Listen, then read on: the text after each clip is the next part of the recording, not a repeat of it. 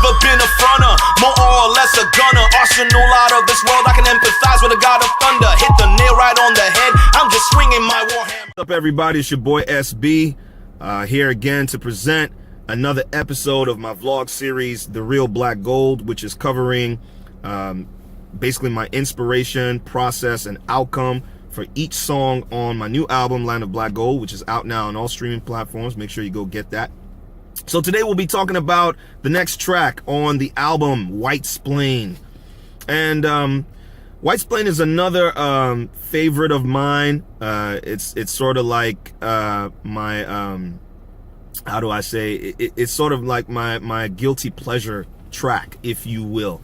And the reason for that is because the inspiration for the record covers things from, you know, the ascension of Trump into the White House and his ties with Russia, and also talks about just the different experiences we have as black people, you know, dealing with racism, white privilege, and so on. Even the title track itself, Wytesplain, is basically the equivalent of mansplain. You know, so the definition of mansplaining, if for some of you that know already or some of you that don't know, is when a man talks to a woman in a patronizing or condescending way, right? Basically, it's a way of communication between a man to a woman, where the man is not looking at the woman as an equal, which we all should do. We should all see ourselves as equals. So Wytesplain is sort of the racial equivalent of that. Wytesplain is basically, you know, white people, you know, basically trying to talk to black people or people of color in a very condescending way.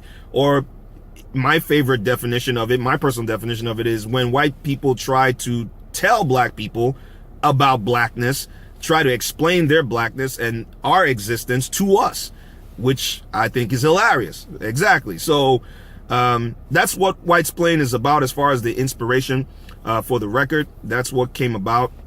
So I had all these, at the time I was writing it, you know, it was during the election, you know, or rather it was right after the election. Trump had just won. And so it sort of spurred a lot of, you know, different feelings and emotions. And I just wanted to put that down.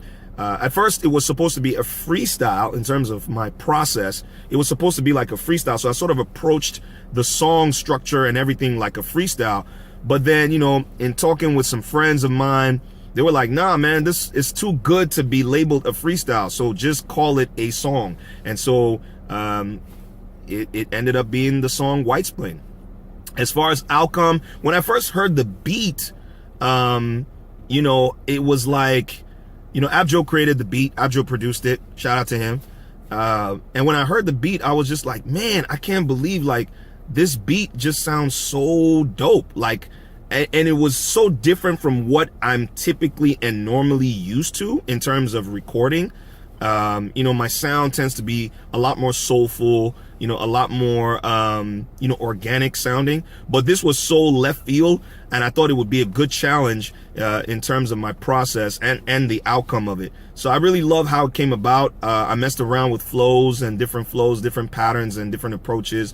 Also, you know, keeping it lyrical, you know, applying the different, you know, literary devices within the song. So it's one of, like I said, it's my guilty pleasure. I love it. Take a listen. Let me know what you think. I appreciate you guys. And man, have a happy new year. Peace. You see, I've never been a fronter, more or less a gunner. Arsenal out of this world, I can empathize with a god of thunder. Hit the nail right on the head, I'm just swinging my warhammer.